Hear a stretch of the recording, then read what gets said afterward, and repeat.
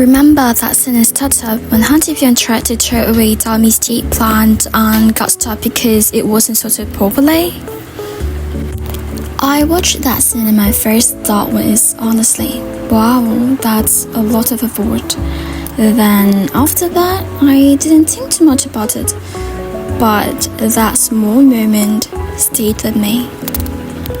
So here's the thing. During my final year at university, I wrote my thesis on waste management, specifically how communities actually handle it at the ground level. And what I kept finding was this one pattern that honestly frustrated me. People knew what to do, the awareness was genuinely there, but the behavior wasn't following. And I remember spending a lot of time thinking about that, trying to understand why. Then one night, I was watching travel vlog about Seoul. The creators walking through Hongdae, clean street aesthetics, very K-drama. And then they casually said something like, oh, by the way, there are basically no public bins here, so just kind of carry your trash. And they just moved on. But I didn't. Because at that point, I had been thinking a lot about waste system, and in my head, removing something like bins should make things harder, not easier. So my first reaction was, wait, how does that even work? How can a city stay this clean? So I started looking into it. I opened another tab, then another, and somewhere around 11 p.m. I came across one sentence that completely stopped me. Korea deliberately removed thousands of its public bins. I actually paused, like, wait, what? At first, I almost laughed, because it just felt a bit strange at first. But the more I read, the more I realized this wasn't random. At first, it just felt a bit much. But then I started noticing something else. In dramas and travel vlogs, people don't just throw things away immediately. They hold onto it, sometimes for quite a while. And that part actually confused me. Cause where I'm from, I'm used to things being a bit more straightforward. You see a bin, you throw it away, and done. So seeing something different like this felt a bit unusual at first. And honestly, I kept thinking, wouldn't removing bins just make things worse? Wouldn't people end up throwing trash anywhere? So for me, it felt tough.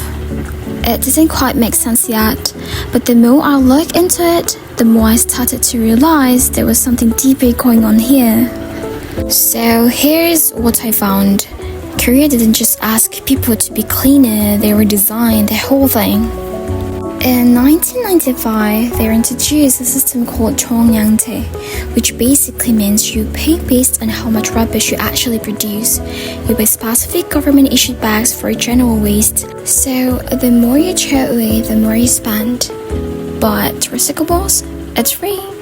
So suddenly, sorting isn't just a responsible choice, it's the financial smart one.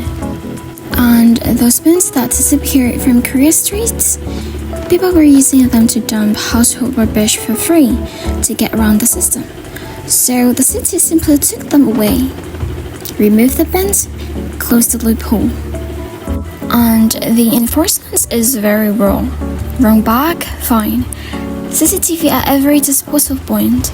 District officials can actually open your bag to find receipts or mail that identifies who threw it. There are even citizens who photograph and report illegal dumping to local authorities and receive part of the fine as a reward. And they call garbage paparazzi. And honestly, that's so Korea. And that's when the startup scene finally clicked. Han Ji-pyong didn't get stopped for being careless. He got stopped because in Korea, throwing something away is a decision. The soil, the pot, the plant, it goes somewhere different. It's not because Koreans are naturally more disciplined, but because the system for 30 years has quietly made that the only normal way to do the things. That is 분리수거. Korea's culture face separation. So embedded in everyday life that it shows up in a drama without anyone even trying to make a point about it. It's just how things are.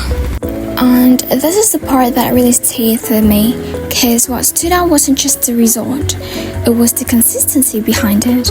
Change like this doesn't happen overnight. It takes structure, it takes time, and it takes a system that people can actually live with it. Day after day, until it stops feeling like a void, until it just becomes very normal. And I started wondering, what would it actually feel like to live inside a system like that? Right now, throwing something away is automatic for me.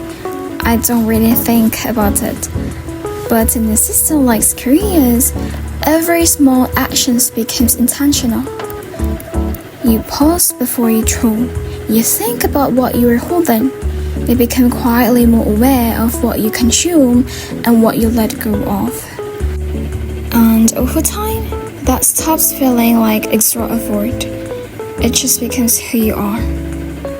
And honestly, learning all of this changed something the way I think. Because for a long time, I believed that awareness was the missing piece. That if people just understood the problem better, the behavior would follow. But Korea made me think differently about that. Not because awareness doesn't matter, it does.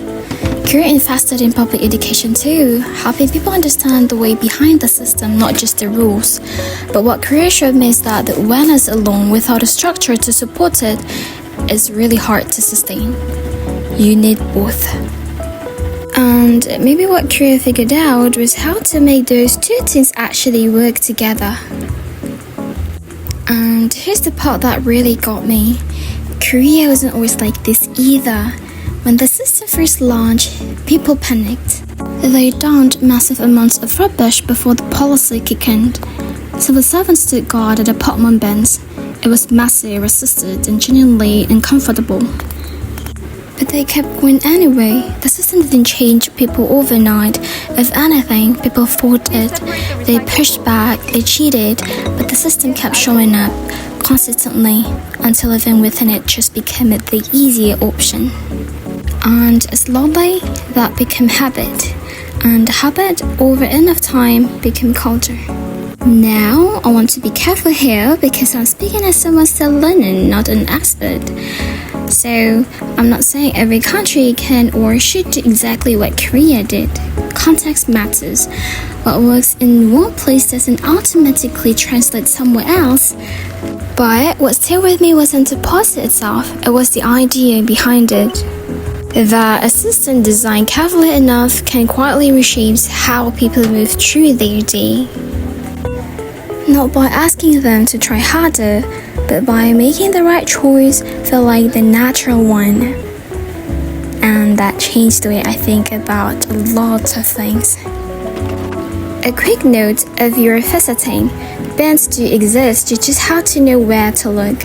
You'll find them in convenience store or subway stations, but on the street itself, you'll probably end up holding your rubbish for a while. So, carry a small bag in your pocket.